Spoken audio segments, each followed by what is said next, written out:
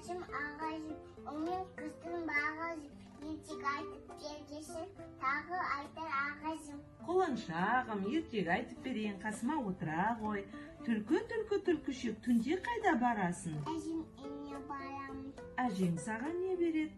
Ешкі салып сүт береді. Оны қайда қоясың? Тал түбіне қоямын. Ит алып кетсе қайтесің? Ит азынан аламын. Бір түлкі болыпты. Түлкінің қарны ашып, басы айналып келе жатса, алдынан қарға шығыпты. Қарға қайда тұр екен? Ағаштың бұтасында тұр. Оның аузында не бар? Ірімшік бар. Түлкі ірімшікті алғысы келіпті. Қарғаны алдап, қарғаға айтыпты: қарға, сенің даусың қандай? Керемет. Маған Салып берші депті. сол кезде мақтанған қарға не істепті?